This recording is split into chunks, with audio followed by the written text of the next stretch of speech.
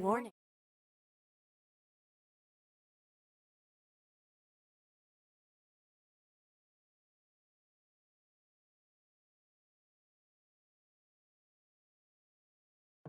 Warning.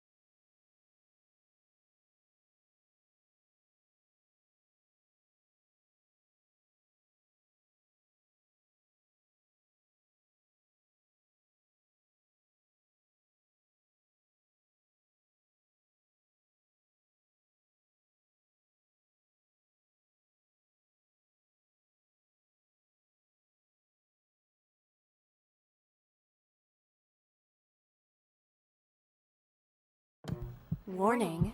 Incoming game over. Warning. Incoming game over. Hello everybody and welcome to the final game over of the season. I cannot believe it flew by so quickly. And what a season it was. Undeniably, I think a disappointment for Canucks fans in that last game, really emblematic of kind of everything we've seen this year. Just a little bit too little, a little bit too late.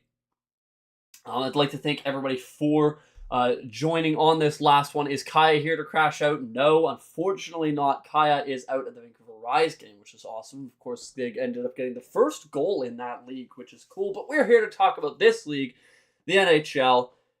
And man, it was just a sad season for Vancouver. You're about to crash out, Bill. I completely understand that. I would if I wasn't just kind of exhausted at this point in the season. We've been out for some time. The last glimpse of hope in that Dallas game feels so long ago and so fleeting. And tonight, as if this game was not going to be depressing enough, having literally no meaning whatsoever, looks like Kevin Lankinen might have gotten injured. And of course, right after signing his big ticket, let's hope that that's nothing too serious, as he did not return for the third period. Hopefully precautionary, as there's no point in straining him given how little that game meant. But still, as if that game really couldn't have gotten worse. There you go. It gets a little bit worse. The broadcast spent basically the entire game talking about the potential future of Brock Boeser. So we'll definitely get into that a little bit in the show. I think that we'll kind of talk about the game a little bit off the top, but honestly, given how little this game meant, I'd like to take a lot more of an in-depth look at the future of this team, and what they should do this summer and what they are going to do this summer. I think that a lot of things we can kind of take educated guesses on based on how they've gotten to this point in the season, such as Brock Boeser. But starting off with a little bit of a look at this game. It started well. It started as a pretty competitive back and forth game between the Canucks and, an established playoff juggernaut in the Vegas Golden Knights. And then it just, Warning. My apologies. Incoming game over. Warning. Forgot to turn off the intro when I switched between scenes. Rookie error. And even at this stage in the season, we've got rookie errors on the broadcast. So that really shows the Canucks were not the only ones who didn't perhaps have the season they wanted, as I, too, still having technical difficulties by Game 82. As I was saying, though, established playoff juggernaut in the Vegas Golden Knights, and it seemed like a pretty solid game to start. Now, I will say, I thought a pretty good game for Kevin Lankinen, as he played really well. Okay, hang on. Game over. I swear we're getting here, guys. We're getting here. We're getting there. Oh, good lord. I think we've got it here now. As a Habs fan, fresh off their game over stream, sorry to hear about your season. Yeah, the Habs, what a way to sneak into the playoffs there. I will say, I definitely was hoping to talk about the Habs a little bit in this stream, because wow, was that game a little bit. The Hurricanes didn't play anyone. They had 7 of their roster players sitting. I mean, it was kind of just a shoo-in for the Habs, in my opinion. And I do think that they deserve it, not saying otherwise. But I do wish that a game of that magnitude had been a little bit better on ice. But again, talking about the Canucks' latest game here, I mean, it really just felt so exactly the Canucks. I mean, they couldn't get offense. They couldn't score on Akira Schmid. it was a very emblematic game of the season as a whole.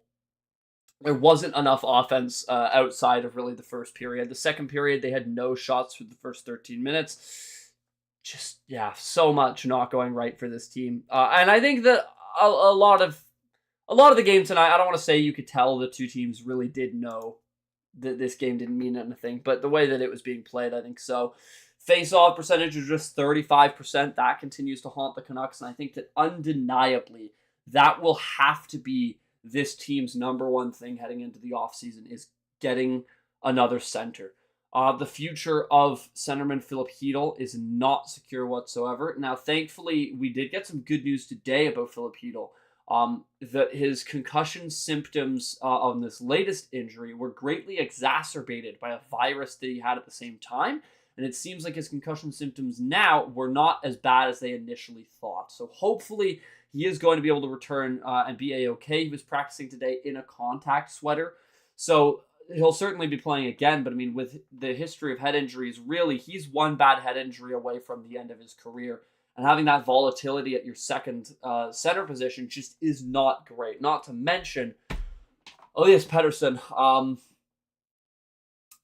I'll get into the season as a whole a little bit later on, but it's hard to not think about just how different the season could have been if he didn't have the season that he had. And so with him as your 1C and Hedl as your 2C, I think that you look at that on paper and you absolutely need an established kind of top 6 centerman here in the offseason for Vancouver. So whether they end up drafting one with their draft pick, which will almost certainly be between the 14th and the 16th overall pick, or whether they go out and try to make a trade to get an established centerman. Either way, that is a position of dire need for Vancouver. As all season long, I feel like every Game Over show I was harping on just how bad the face-off percentages were over and over. So, good question coming in here from King of the North. Like to hear what a Canucks fan would ask for an AP40 trade in the offseason. And that is a tough question, because I think that if Pettersson is traded this offseason, it will be unlike any trade we have seen so far in the salary cap era. Now, in the cap era, there's kind of only 3 superstars that come to mind being traded, and of course the most recent being Mikko Rantanen. However, none of those established superstars have had the season like Pettersson has had. So the question really is, how much value do you put in what he has shown you as an NHL player so far, but how much value do you put on the last 365 days of his career? Because I think that if you trade him right now, you're obviously trading him at the lowest value he's ever had. Given his mammoth contract that he signed, the length, the AAV, and given how bad of a year he's had, I don't think that trading Pettersson makes a lick of sense in this offseason. The only way that I think you would trade Pettersson is if this management takes a look at him and they take a look at his mentality and they think that he does not have the mentality to survive as a player in this league. However, I would disagree with that take. He's already given you multiple superstar seasons. He's not a rookie player. He's played nearly 500 games in this league. I do think he'll bounce back, and I kind of just think that you have to bet on that at this point, because if you trade him right now, I don't think you're getting a whole lot. I think that you might be able to get a kind of mid-6 centerman.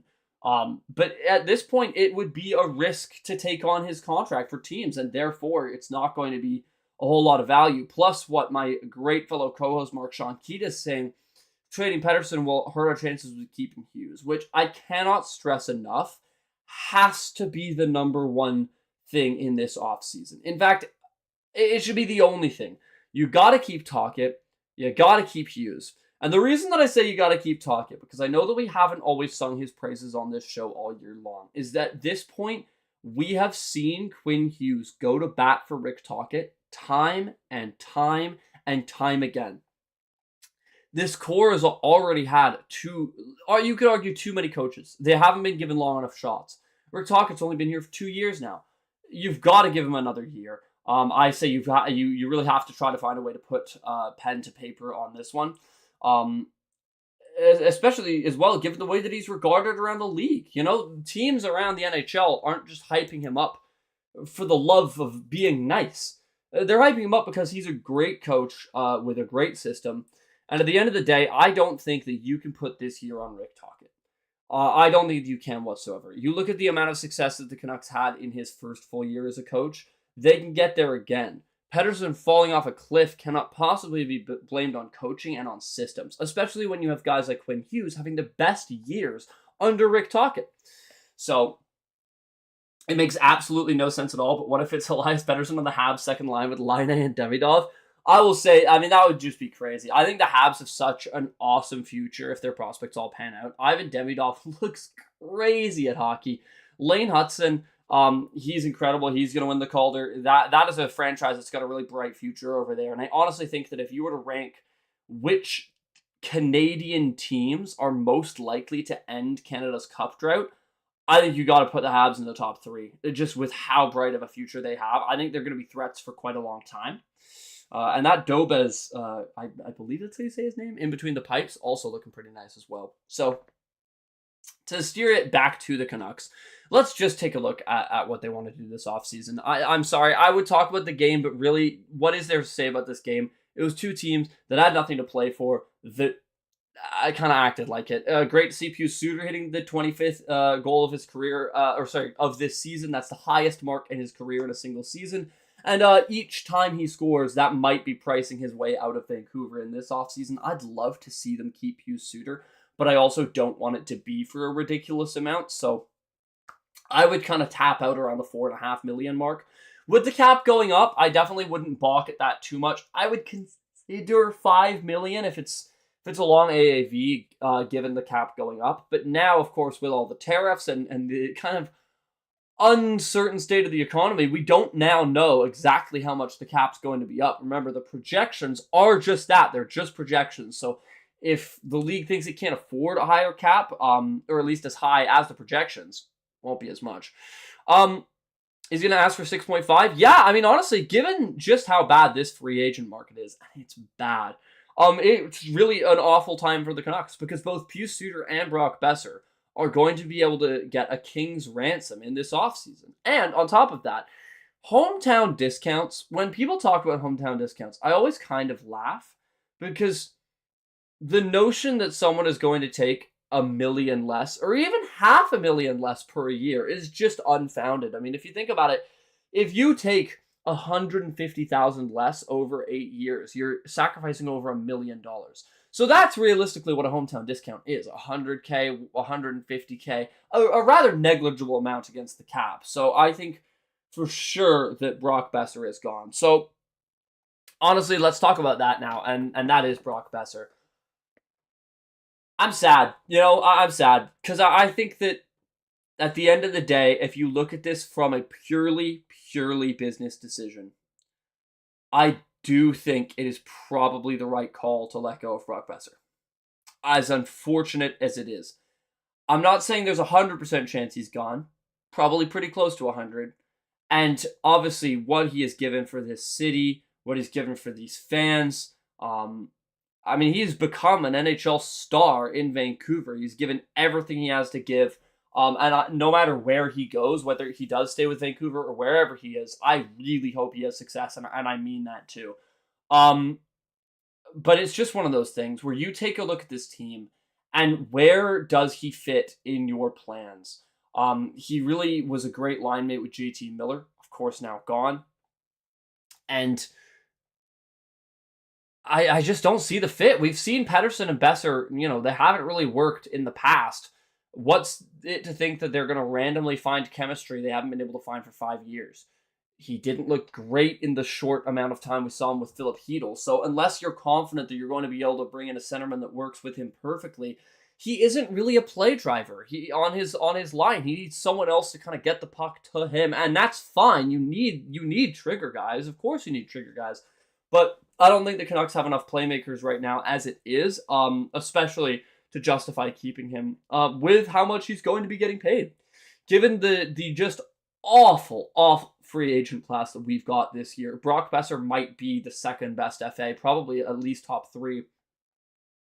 And even though he really wants to stay in Vancouver, at the end of the day, he's not going to take $2 million less to stay here. And also, on top of that, I actually don't think it's the AAV that the team and a player are so far apart on from the reports that we have heard, it's term. The Canucks don't want to go above 5 years, which is understandable given a player of his skating speed. That contract, if you sign him to 8 years, is going to be awful the last few years. But understandably, Brock Boeser wants the term, and he's earned it. But I just don't think the Canucks are going to give it to him. Now, Mark Sianquita is saying that he's mentioned he's still open to talking to his agent about staying. Absolutely. I think Brock Boeser has made it very, very, very abundantly clear that he does want to stay.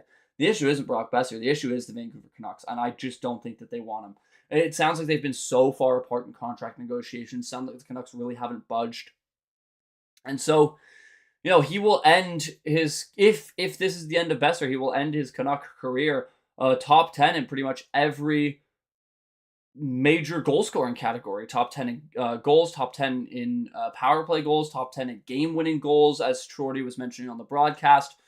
Can't believe I'm going to have to go a whole 4 months without listening to John Shorthouse, by the way, best play-by-play guy in the biz. What do you think of comparing Boeser's value on the market to Jake DeBrusk? Infinitely more value than Jake DeBrusk. I mean, DeBrusk is a scory streaker who's never clipped 30 goals. Boeser's 1 year removed from 40. And I believe, he's hit very close to 30 in everything he's played. And people have pointed out his health, that he hasn't hit a full 82 very often. In fact, the only one was 23-24 the last season. But I mean, look at that, 40 goals. And then other than that season, I mean, you can pencil him in for 25 like clockwork. And honestly, give him the right playmaker, I really think he'll get back to 40.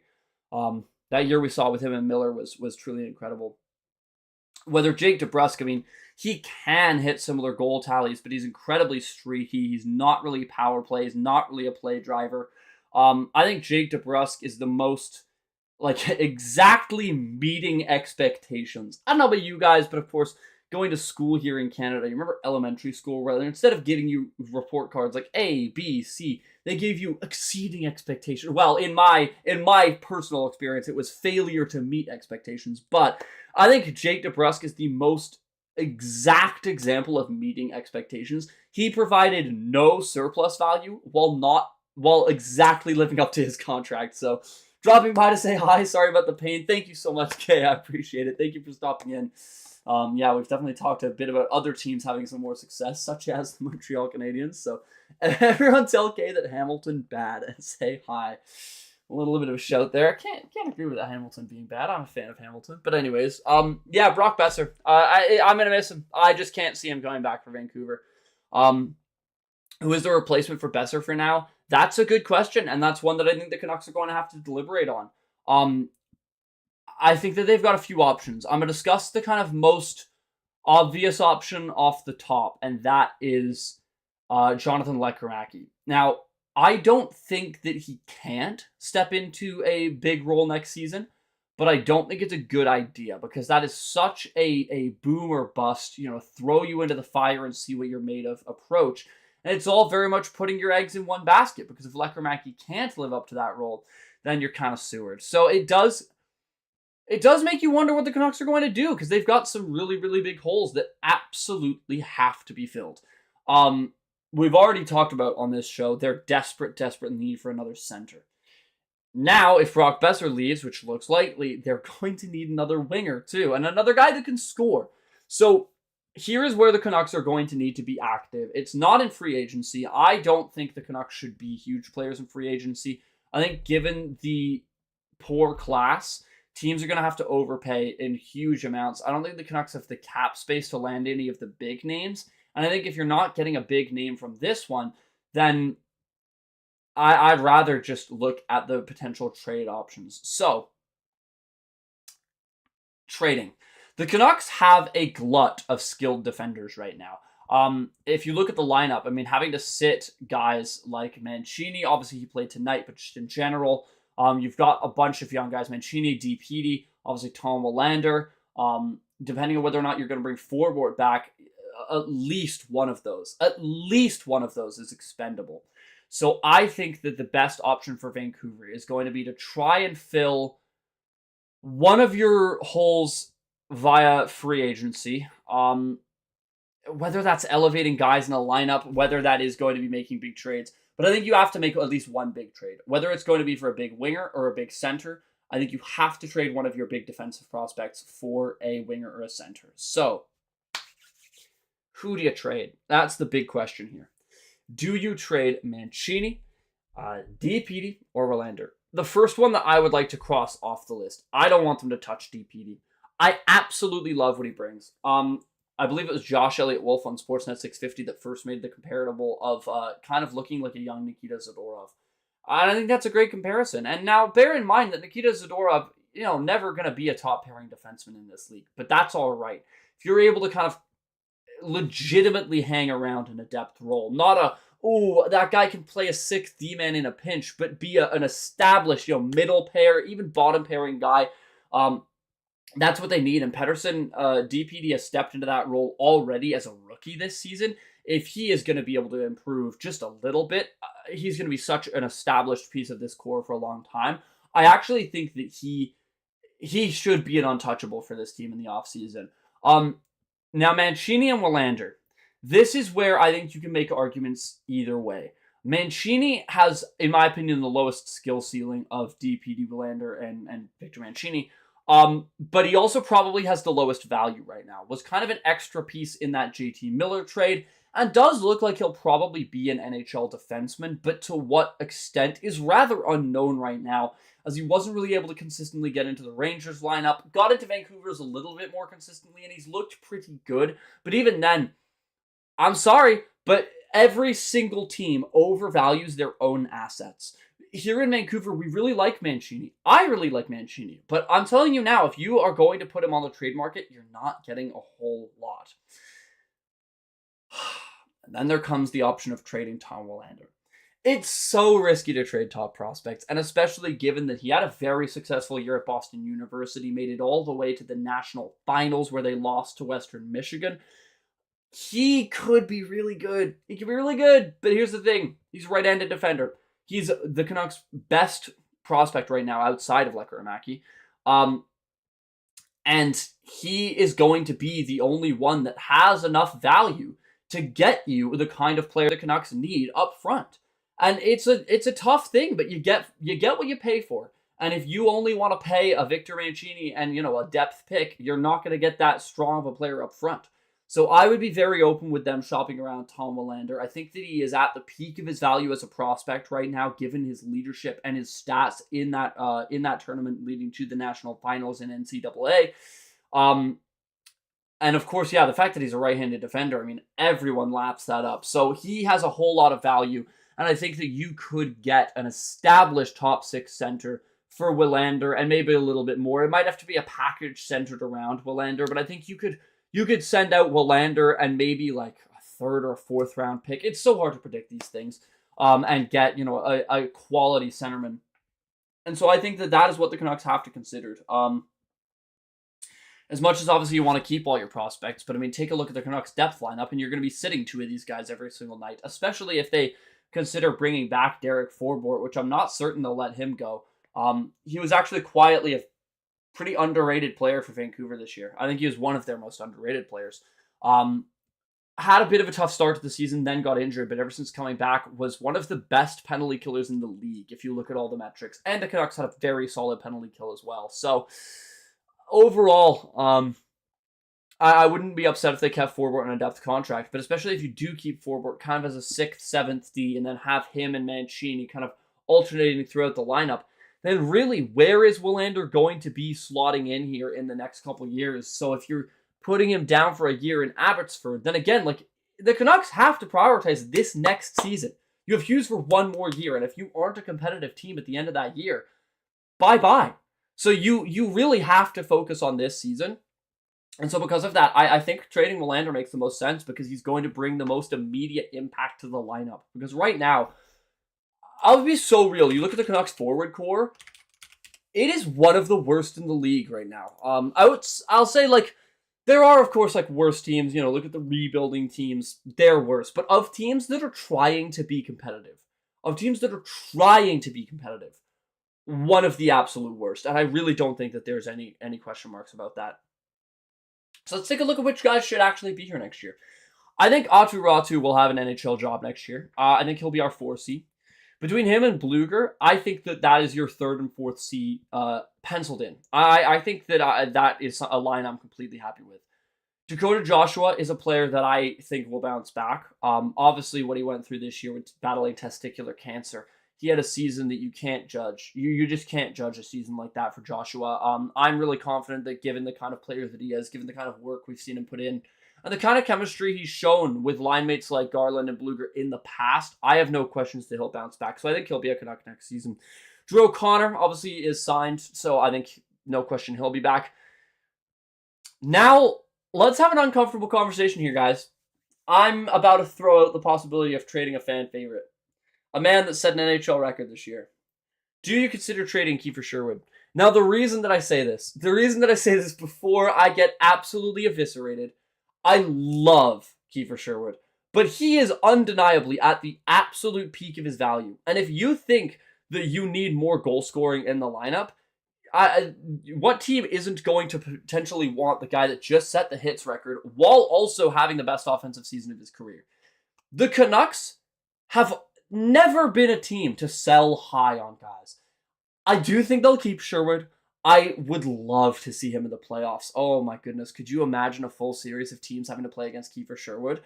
But again, if we're talking about trade value, just purely trade value, what player on the Canucks elevated their trade value more this season than Kiefer Sherwood? No one. Absolutely no one. He elevated his value the most. So I think that he's a win-win. You keep him, then you know what you're getting from him. You're taking the opposing team to pound town every single night. But he's a prime candidate to sell high. So I would be interested to see what Sherwood is, especially given that he's only got 1 year left. Those are the kind of contracts that are easiest to move, locked in at great value. So that could potentially be one. As much as I'd love to keep Kiefer Sherwood, again, he would be a prime sell high candidate. I hate you for saying that, but you're right. He's such a win-win to me, because for me, I think you win if you keep him and you win if you trade him. So Sherwood is such an Avs traded for him at the deadline guy. Yeah, 100%. Or the one that I saw that I thought was a perfect one was he's the kind of guy that the Lightning would swap like 7 draft picks for. King of the North, great shout. He's a wood guy. Avs love wood guys. You're right. Kiefer Sherwood does end in wood.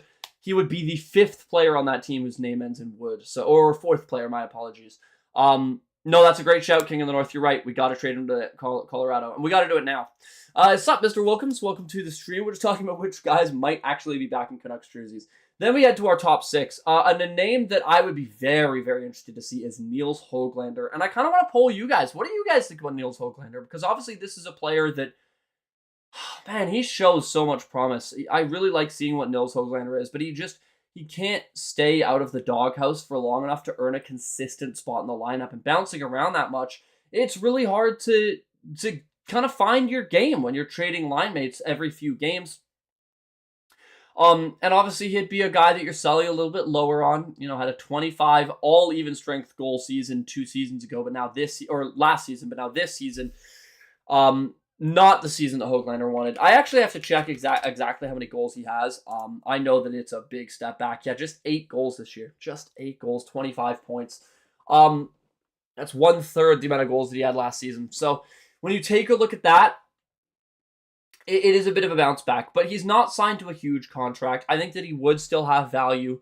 So he's another player that I'm kind of intrigued to see whether or not they bring back, just because I'm not entirely sure about his line fit on this team. Hasn't really seems like anything's going. Sherwood was actually a Colorado guy. This is true. Yep, Kiefer Sherwood came from there. He's played for a few different teams now. Connor Garland, I think he'll come back. I mean, we like to talk about talk-it guys. He's probably the biggest talk-it guy to ever exist. He is all motor, never stop. I'd honestly like to see Garland in a Canucks sweater for quite some time. I really like what he brings. I think that he definitely was an overpaid guy for the first few years of his contract, but the last couple years, including this season, really living up to his value. Höglander's expendable. Can you say that he's Garland light? I really like that comparison, Mark. I really, really do. I think that he plays a similar game, but just at a lower end. And again, I like him. He's an NHLer for sure. I just don't know that he is going to be... I just don't think that he's got a line fit in Vancouver, so I wouldn't be surprised for him. Now, the AHL guys, I'm just going to take a step back on all of them. I think that they all showed really great promise. The Canucks have a pretty good farm system right now. The Abbotsford Canucks, of course, set a franchise record for win streak down in the AHL. They have been absolutely on fire. All the prospects that have come up looked super ready, so Manny Malhotra deserves a world of credit for the readiness and the effort that he's put into Abbotsford. I'm very excited to see what their playoff run looks like. But the AHL guys, I never chalk too much up with them. They're going to have minimal, if any, trade value. They're always kind of just going to be better to keep. As teams kind of know what they are. Guys that I do think will be battling for NHL roles next year. Linus Karlsson will be up there. Max Sasson, of course. Aatu Ratu, I think, will probably get an NHL role next year. And another prospect I totally forgot to mention that the Canucks could trade is Kirill Kudryavtsev, who's looked, again, great in Abbotsford. Got his first taste of NHL action in the last couple of games of the season here. Left-handed defenseman, so of course the Canucks have kind of even more of a glut of left-handed guys. So another guy that you could consider trading. But just right now, the Canucks have so many defenders that have some trade value.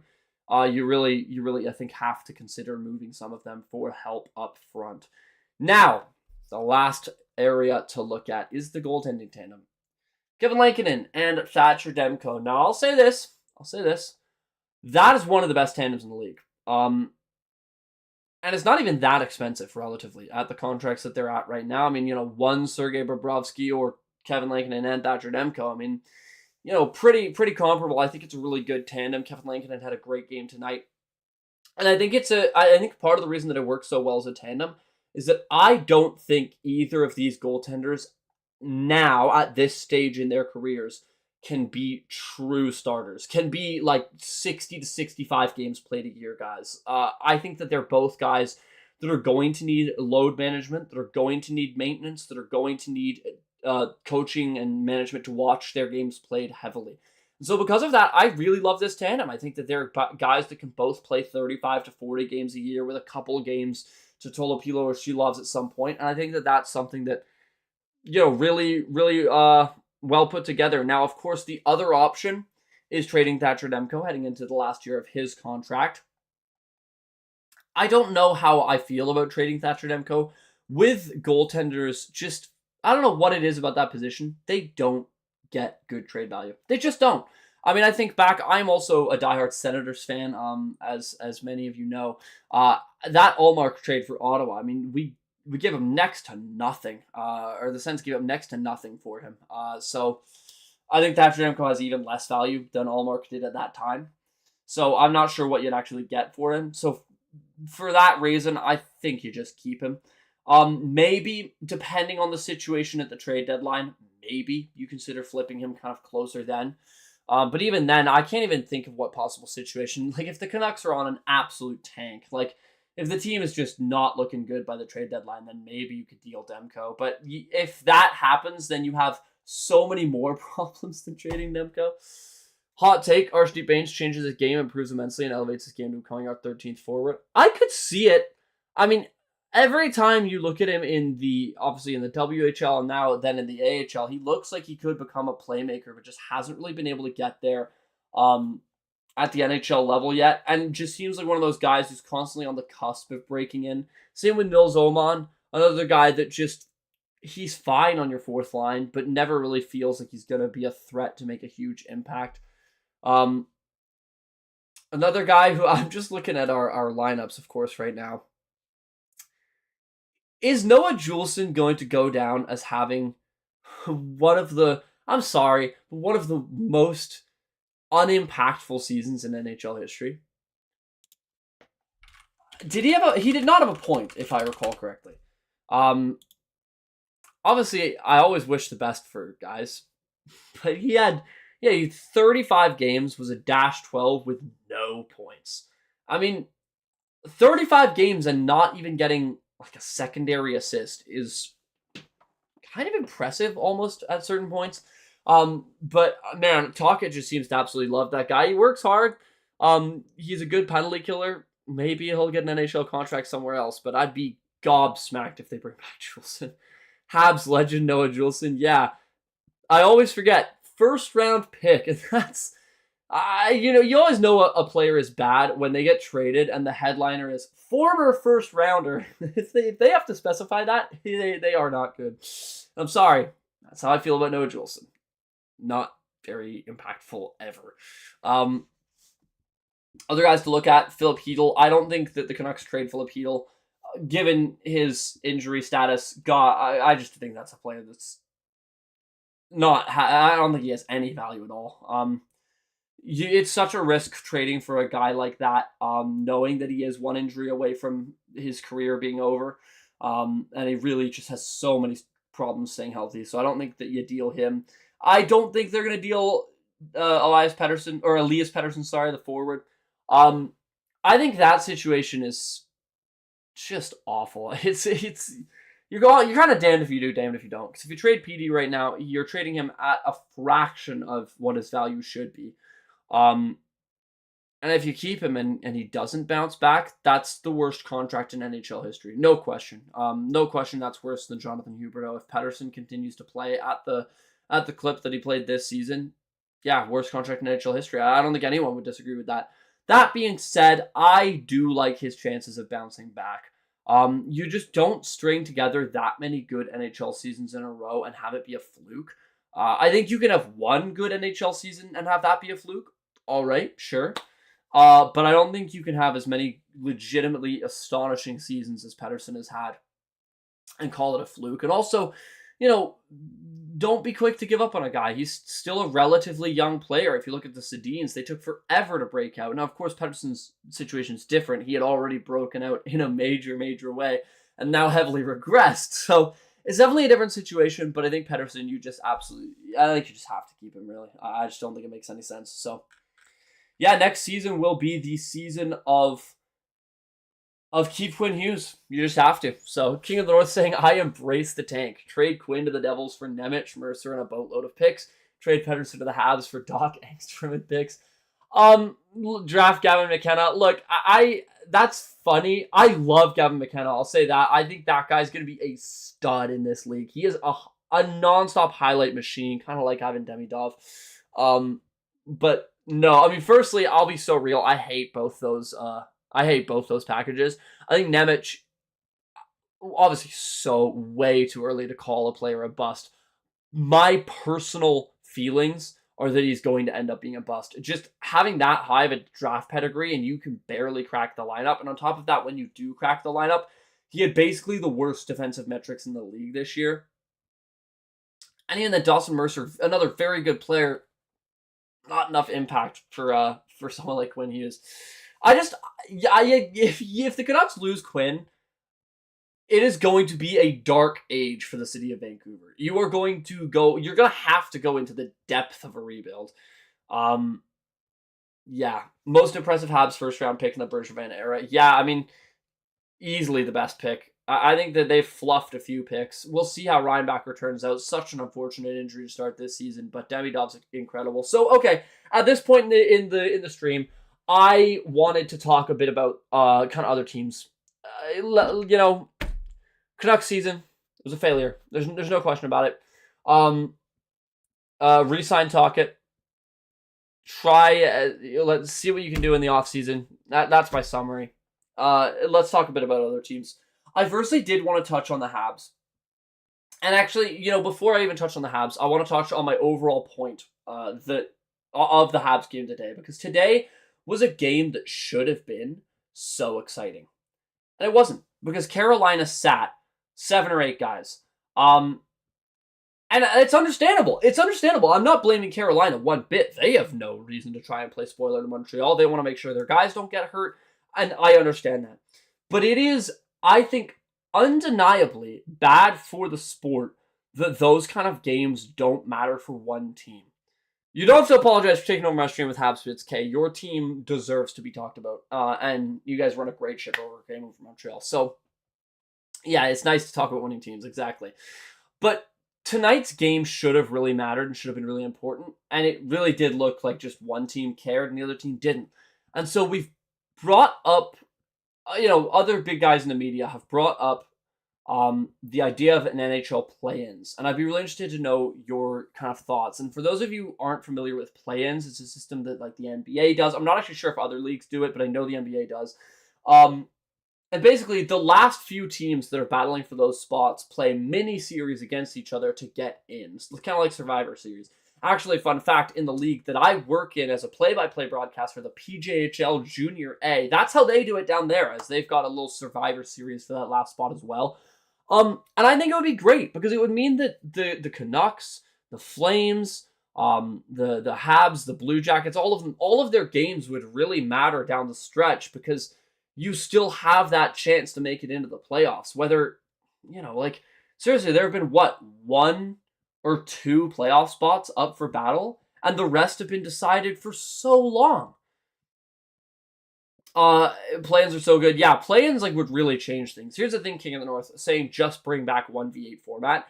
That changes so little. If you actually go and look at the past 5 years of hockey, and you look at the series that were played, and you look at what would have been played if it was 1v8, it changes so little. We're talking like 1 or 2 series a year. And even then, it doesn't fix the problem of games being meaningless at this part of the year. Play-ins would be so fun. I think play-ins is such a good idea for the NHL. Keep the series short. They don't need to be 7-game series. Keep them as just, I would honestly say best of 3, but it would just mean that so many NHL teams would still be playing really meaningful hockey right now. And I think that's awesome. I think that's great for the game. It would be like playoff atmosphere games at this point in the season. So I don't know. That's something that I would love to see. Because taking a look at it here, yeah, Montreal's games would have mattered. If you have play-ins, you're looking at 6 or 7, maybe even 8 teams with meaningful games by game 82. Whether by game 82 there was one meaningful game, and it was only meaningful for one team, so the other team didn't care, and therefore the Habs kind of got in, I don't want to say for free, but it kind of was.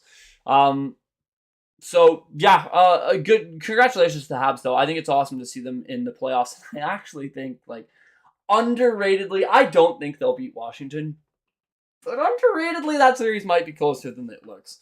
I think the Habs are so fun.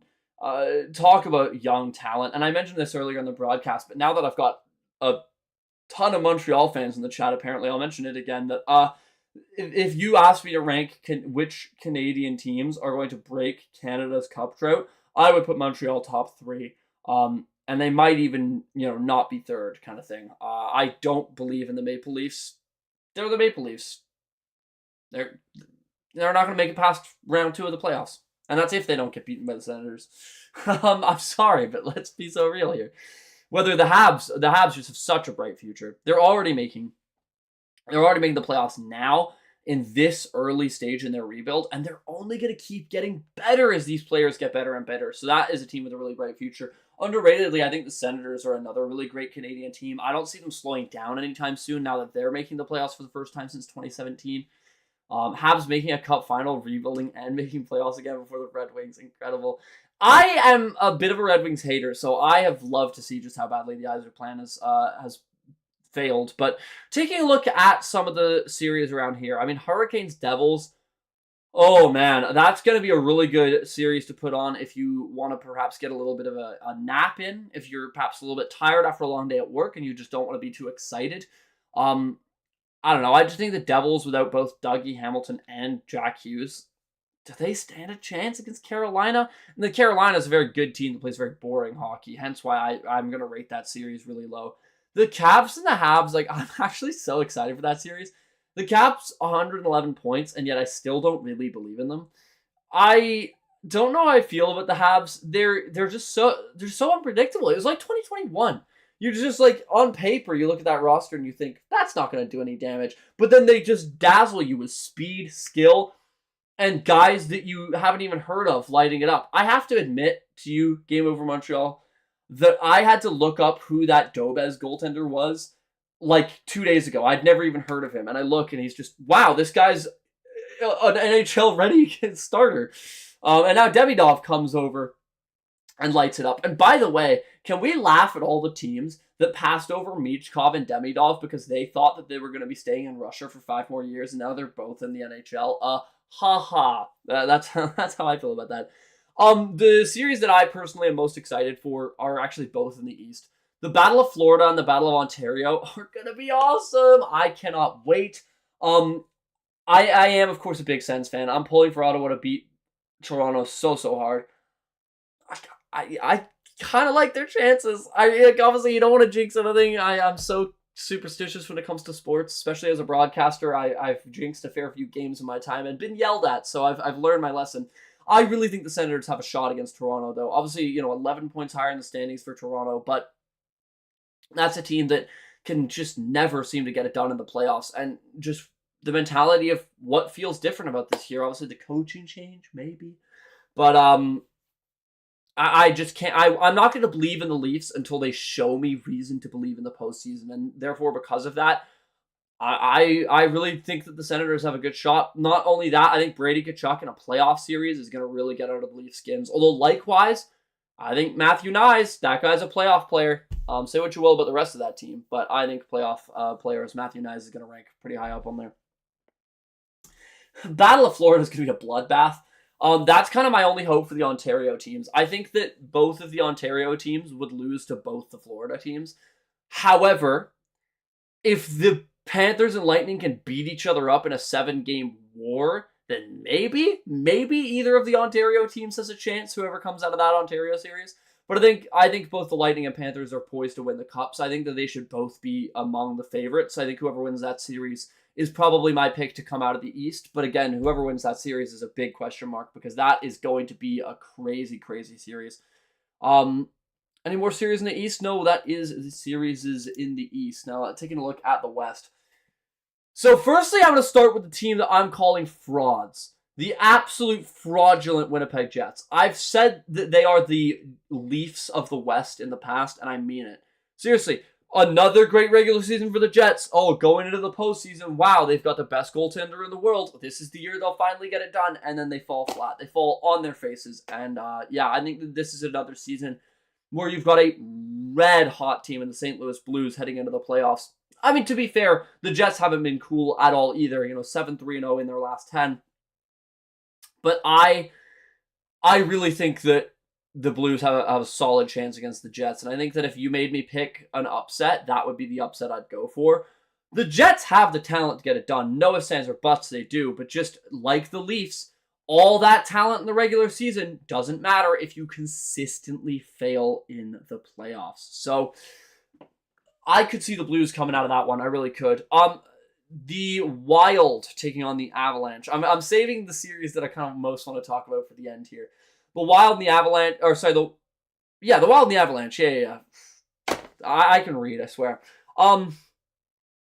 Yeah, that's boring series. Wild or toast, I think, in my opinion. I don't know. I want them to be good. They're going to be really good next year. Remember the Minnesota Wild get $10 million in cap space next year, as finally the contracts of Parise and Suter get off the books. So this is kind of the final year of them having no cap space. So I think it's fine if they're not going to do a whole lot in this postseason, but I don't think that they will. Obviously, getting Kaprizov and Eriksson Ek back is huge, so I think they'll put up a fight, but I don't think that they're going to be a major threat in this postseason. I'm so sorry. I am totally tripping. It is Avs and Stars. What am I saying? I'm talking about the Minnesota Wild. Who are they playing? I've got my stats mixed up here. Golden Knights. Golden Knights? Yes, Vegas and Wild. I'm so sorry. My apologies. I can't read. I said that I could, but unfortunately basic standings formats fly over my head. You'd think working in hockey media for 3 years now, I'd learned to read a table. I can't read anything, let alone a table. Not happening. My apologies. It is Avs vs. Stars. You are entirely correct. Avs vs. Stars. And the Wild will be taking on the Golden Knights. And yeah, that's a series that I've got that one written off in my head. I think the Golden Knights, like every year, are legitimate cup threats. Whether I think the Minnesota Wild are a team that is just their first round exit. That's what I see in my mind. And yeah, Stars Avs. I knew it was Stars Avs. That one's been locked up for a little while now. So that's a series that I've been hyped for, but I'm not sure that I should be. the Stars have been on a horrible run as of late. They are on a 7-game losing streak. I had to look it up. You convinced me I'm wrong. Yeah, I'm so sorry. I really have to be 100% certain about my facts on this channel, but here we are. I'm just going to make stuff up. Are you guys excited for the Canucks in the playoffs, guys? Taking on the Calgary Flames? Man, can't wait for that series. Anyways, yeah, Stars Avs. It's one that on paper I was really excited for, but given how bad the Stars look right now,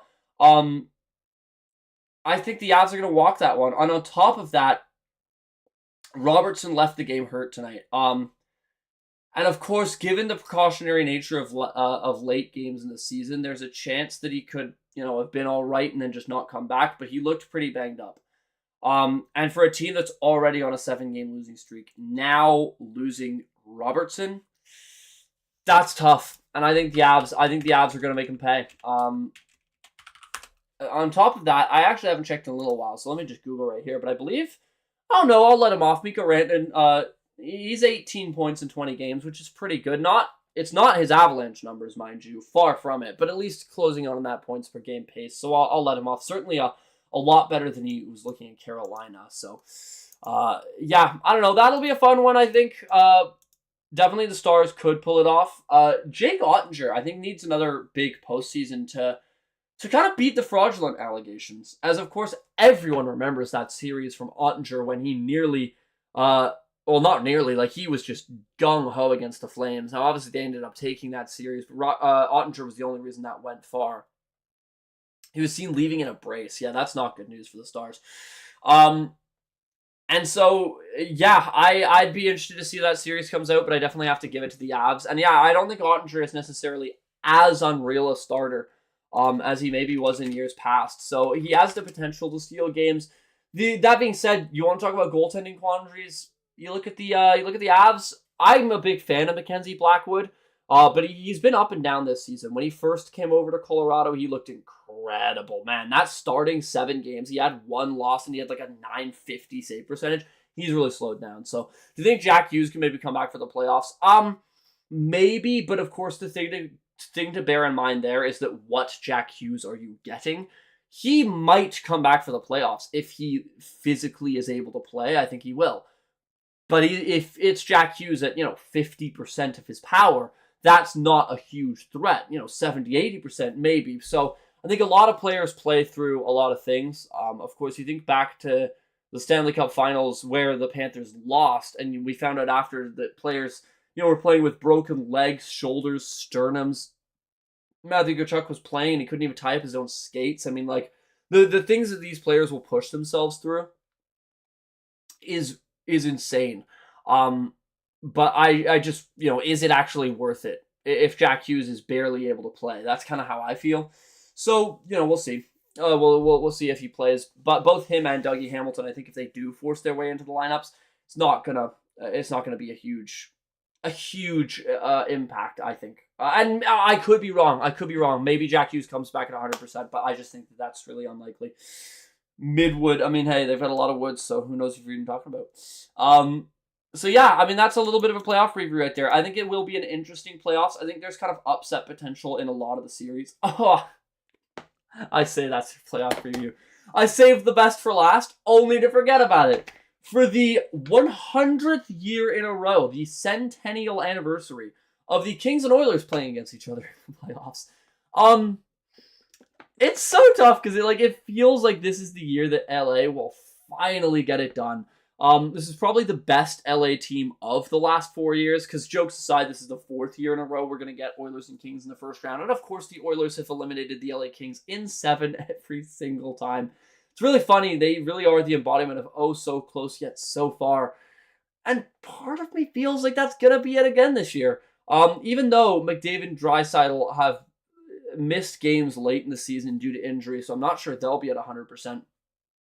The biggest question mark for the Edmonton Oilers is, of course, their best defenseman is not going to be on the ice. Yes, I said what I said. Matthias Ekholm is missing this series. He's out for the series 1. The Oilers have said there's a chance he might be able to come back for future series if they can make it through, but you're not going to get Matthias Ekholm, and he is an underrated defender in this league. He is absolutely incredible. I mean, he where do I want to rank him? he might be top 15. I think he's pretty solidly top 20 defender in this league. I think that he's a lot better than Evan Bouchard is overall. I think Bouchard's better offensively, but overall as a defender, man, Ekholm is to be feared. And so for them to be without him is huge. So at the end of the day, it's really just going to be what kind of performance do we get from these two goaltenders? Because are there any two bigger question marks heading into the playoffs? I mean, Darcy Kemper, he was horrible for Washington just 1 year ago, and he's been pretty good for LA this year, but he has been up and down. So kind of what version of Darcy Kemper do we get? And then, of course, I don't need to tell you guys that Stuart Skinner, he can be good sometimes, but there are more times when he isn't, in my opinion. I think he's the worst goaltender in these playoffs. Maybe that's a little harsh. Maybe you could put him ahead out of the Wild goalies, the Husk of Fleury. You could maybe put him ahead of the Avs goalies, but for the most part, and maybe the Habs, but for the even then actually, I don't like Stuart Skinner a whole lot. So I think that it'll be quite interesting to see those series. And overall, just so sad to not see Vancouver in the playoffs. I don't know if I would have believed you if you told me the Canucks weren't going to make the playoffs. Obviously, you can only put so much stock in analytics. But if you looked at analytics such as Money Puck, such as the Athletics model, they had the Canucks top 5 in odds to win the Stanley Cup at the start of this season. You go from top 5 odds to win the Stanley Cup, and even gambling sites had them in the top 7, to not even making the playoffs. And also, not even being that close to making the playoffs. You could add another 3 wins onto the Canucks, and they wouldn't make the playoffs. And at the end of the day, it comes down to overtime. Both the Canucks and the Flames have 14 overtime losses. If you take half of those, turn them into wins, the Canucks are in the playoffs.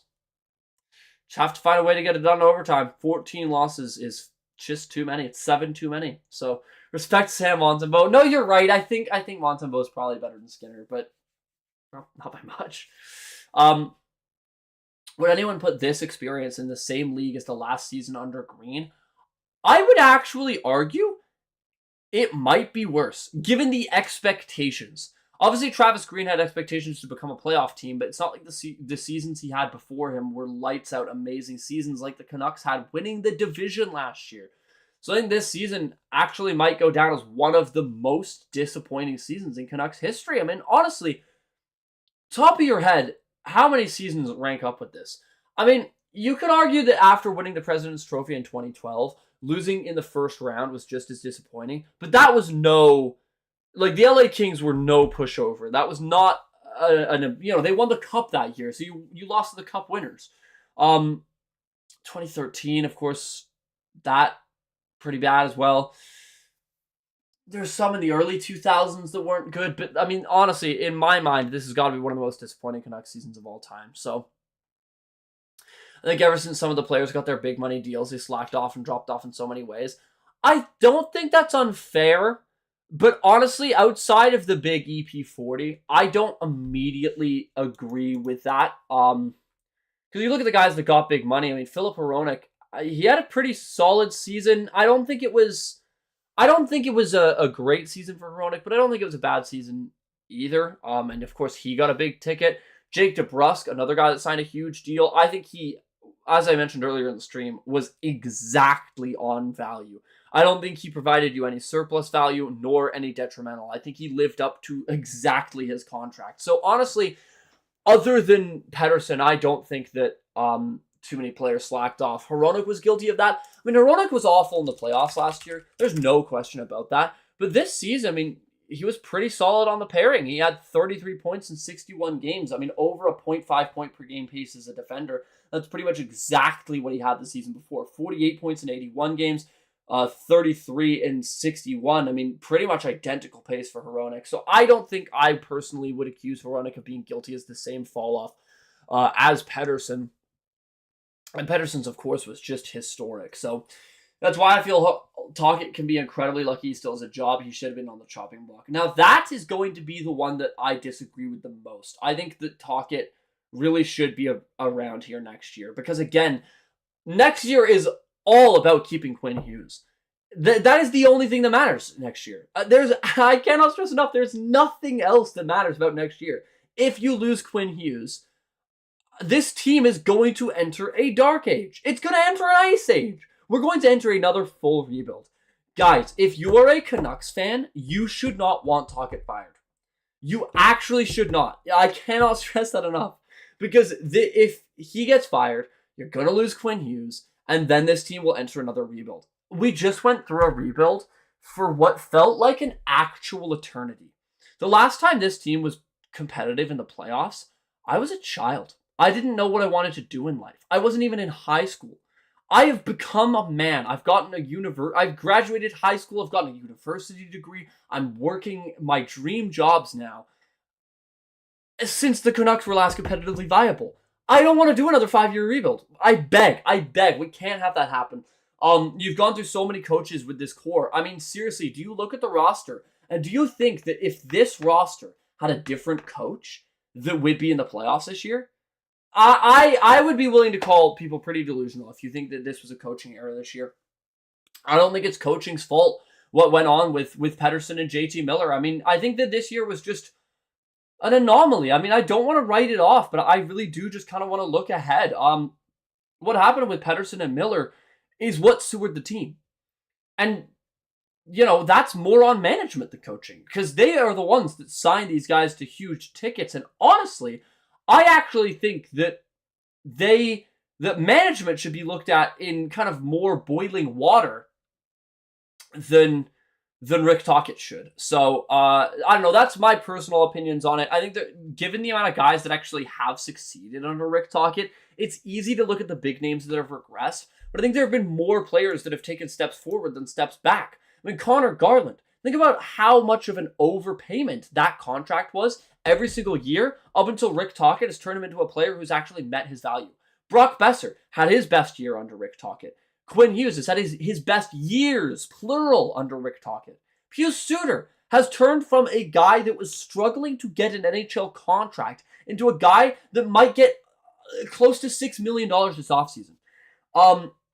I think that when you look at Rick Tocchet as a whole, everyone looks at Pettersson and not Rick Tocchet. The amount of guys that have had best years. I mean, of course, how much of a player having a great year is on Rick Tocchet?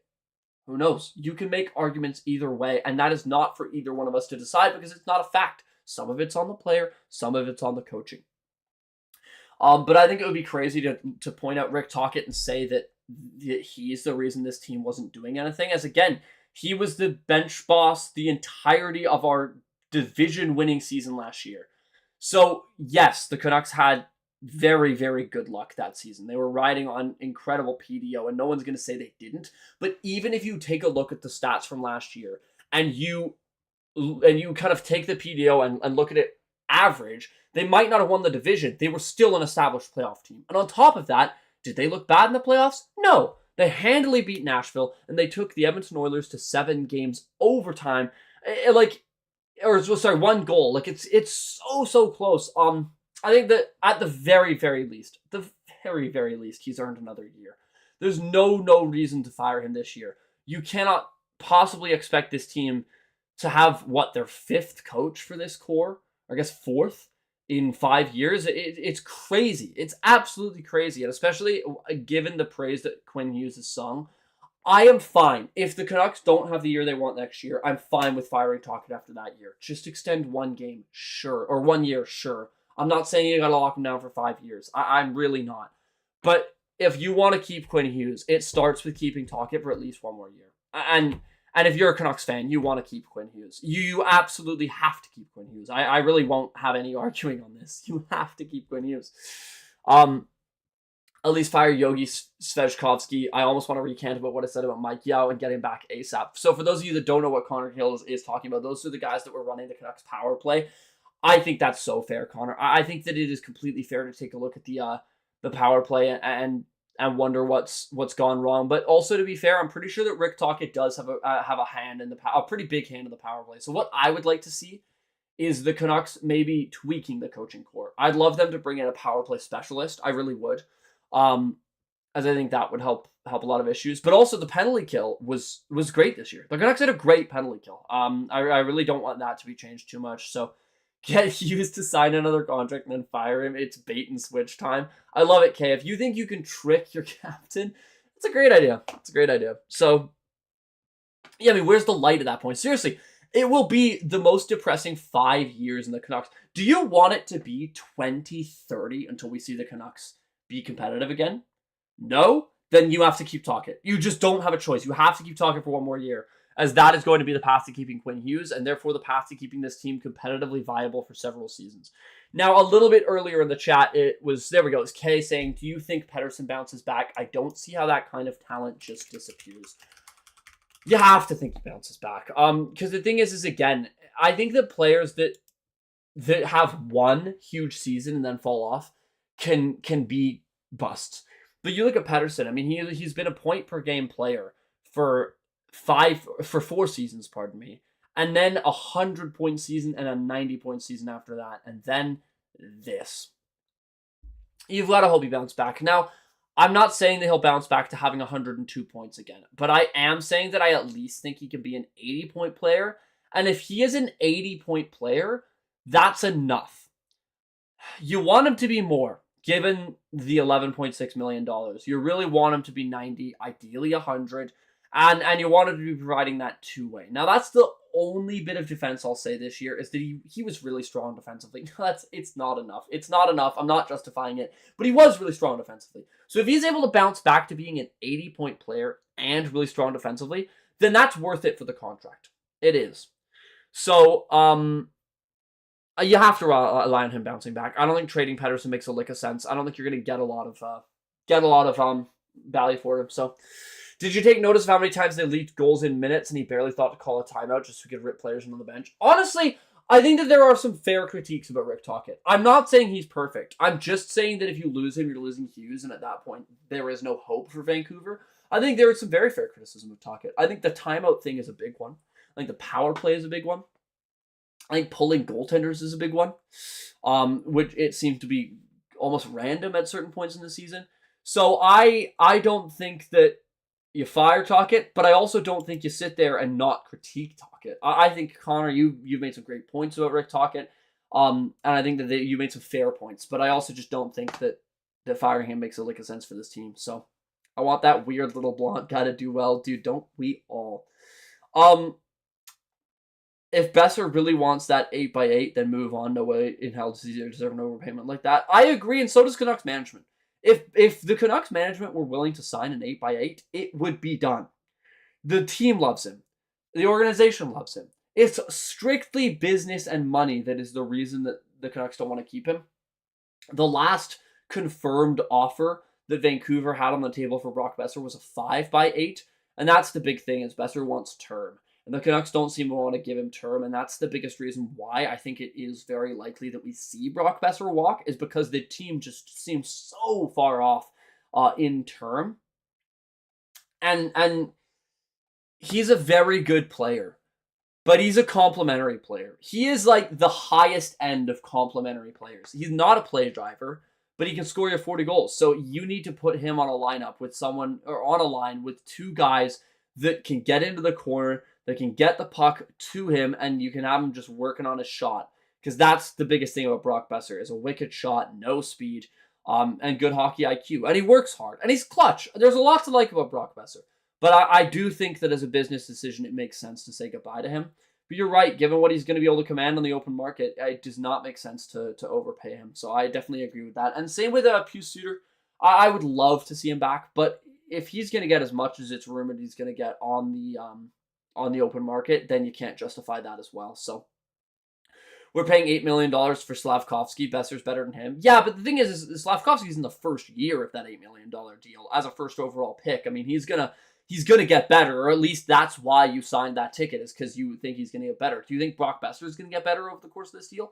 No, I mean, I would put down good money that he'll be significantly worse by the end of it. If you sign him for 8 years now, he's 36 by the time he's done. And that's the biggest reason why I'm hesitant to sign him, is because if you think about how slow of a player he is now, bottom 10 in pretty much all skating metrics, how slow is he going to be by the end of contract? Is he even going to be able to keep up in this league?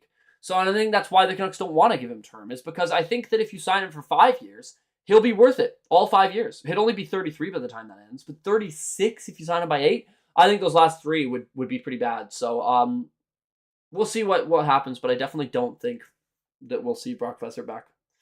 It would be cool to see Brock heading to Minnesota, King of the North, and actually I think it makes a lot of sense as well. As I mentioned a few minutes ago, this is the last year that Minnesota has to deal with the Suter and Parise buyouts, so they get $10 million in extra cap space. Use 8 of that to sign Brock Besser. It would make so much sense. So I would love to see Besser in Minnesota. Also, he'd probably take a hometown discount to go there, because of course he's from Minnesota. So that's one that I feel like would be a match made in heaven. And also, it's like, when you let a player go that you really love, you don't want to see them going to somewhere like Chicago or Buffalo. You want to see them going somewhere good. And your hometown team that has a pretty bright future in Minnesota, I'd like to see Besser going there. So, might as well give some of that money to Sherwood, who actually gave a damn, wanted to get in the action every game. Well, Sherwood, of course, does have one more year. And we talked a little bit about Sherwood earlier in the stream, Connor. And I talked about, honestly, I think it's a win-win whether you keep Sherwood or whether you trade him. Of course, the argument for trading him being that this is by far the most value he's ever had in his career. And if you want to improve this team's goal scoring, you could get a team to overpay for Sherwood for sure, given the season that he's had this year. So, did we talk about Suter yet? Because I think we signed him for 5x5. If Suter would sign a 5x5, I'd sign that in a heartbeat. I'm a little concerned he might get more. Given the cap is going up, so the cap's going up. He hit 25 goals, and this free agent class is bad. That is a perfect recipe for Suter getting overpaid. And I'd be shocked, but I wouldn't be like jaw-droppingly shocked to see him getting something like 6, because again, that seems like an astonishing amount. But with the cap going up, 6 is the new 5. And then the next year it's the new 4. And it looks better and better and better.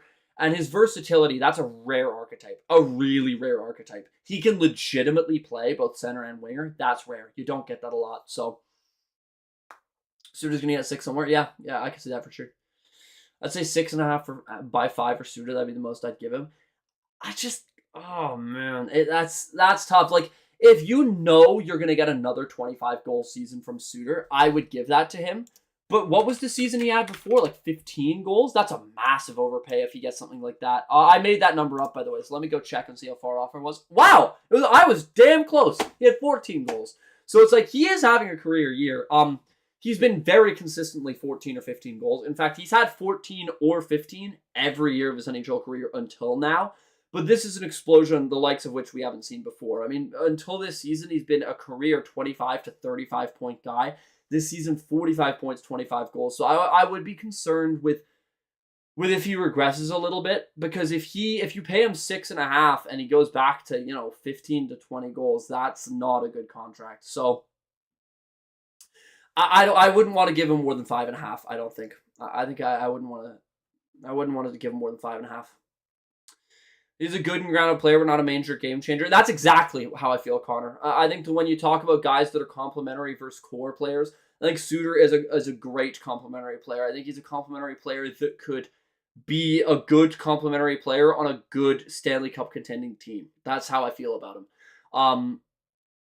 And hey, bit of a winner. Won the OHL championship, won the Swiss A championship. He's a guy that knows how to win too. So I really like Suter. I really like Suter. I think he's awesome, but it's just one of those things where we are going to see some ridiculous contracts signed this offseason, and I'm interested to see how the community reacts to them, because this is the first season we've seen the cap going up in quite some time, and because of that, we're going to see the contracts getting signed.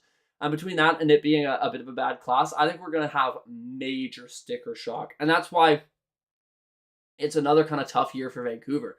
Because if you want to fix those problems in free agency, it's going to cost you a pretty penny. I'm going to start to wrap this show up. So if you guys have any questions for me, it could be about anything Canucks related, anything NHL related, anything draft related, really anything to do with hockey, heck, even junior or BC hockey related. I would love to answer questions here in the final segment. So I'll give time for any potential questions to roll in. as I kind of put a bow on the season, and this is a hard season to put a bow on.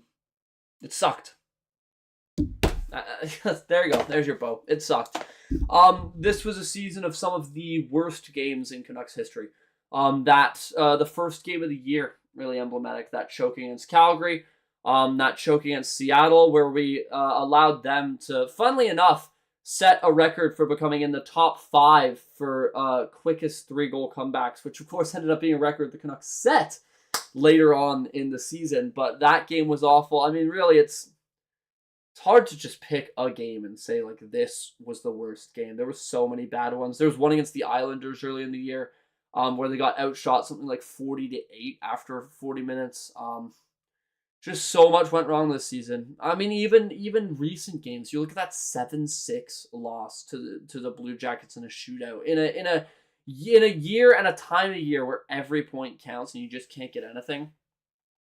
Just awful. But as I wait for some questions here, I would like to really thank Game Over Network for having me on. As of course, this was my first year with Game Over. What an absolutely awesome place.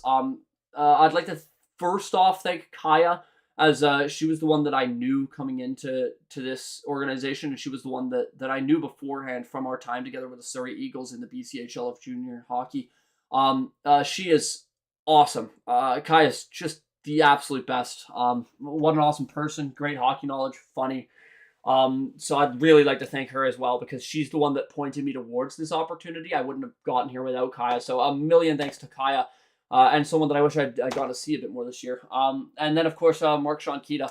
What a hilarious host, Mark. I have to confess, as you're still in chat, I didn't know who you were before Game Over. And follow you on social media, get a chance to watch a couple of your shows, and quickly realize down-to-earth, hilarious guy who's smart, funny, and knows his hockey. And I realize I'm saying the same things about both people, but it's true. It's an organization of really great people here.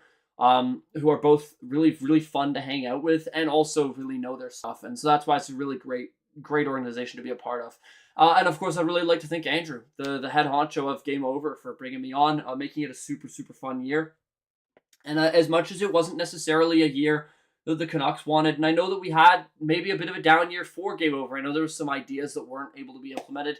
I was still so happy to be able to lace them up for the post-game show so many times this year. So really just thank you to everyone that makes this possible. Thank you to everyone else in the Game Over Network. There's way too many people to thank individually, but everyone in Game Over is just truly incredible. So seriously, thank you so much, everyone. Favorite Game Over moment of the year? For me personally, I have to go with my rant about, what was it about? I forget exactly what it was a rant about, but it was a rant where it got posted to TikTok. It ended up doing really well in the Game Over TikTok. At the time, it was the 3rd most watched one. I got so much hate mail for that, and that was really funny because that's the first time I've gotten sports hate mail. My first journey into media was as a teenager. I ran a gaming YouTube channel, which actually at one point did very well. I got over 250,000 views, had thousands of subscribers.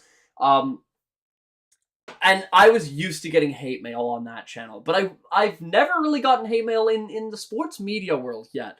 And so that clip was my first. Yes, I am! Thank you so much, Mark Sianquita. You're talking about trading Demko for a bag of chips. Yeah, and I wasn't saying I wanted to. I was saying that's his trade value, and I still stand by that. Yes, thank you. That's exactly what it was. I got so much hate mail for that. Dude, I had people DMing me on TikTok, like threatening me. It was the funniest thing ever. I absolutely loved it. I love when people get super worked up over sports. It's such a fun thing. And I work several different media jobs. I also work for Sportsnet, and I get to see a lot of hate mail in that text inbox, but it's never directed towards me. So to have it directed towards me, it was really funny. And so that was probably my favorite moment of the year. It was just like, wow, people take this way too seriously. It was really funny having people like, oh man, this guy's clearly never watched hockey before. I was like, dude, I got like 5 hockey jobs going right now. I can barely stay afloat in my life just because of how much hockey I've got going on. So that was really fun. But so many great moments hanging out with so many different people. My first stream of the year really meant a lot to me with Kaja and Conrad from Calgary. That was a whole lot of fun.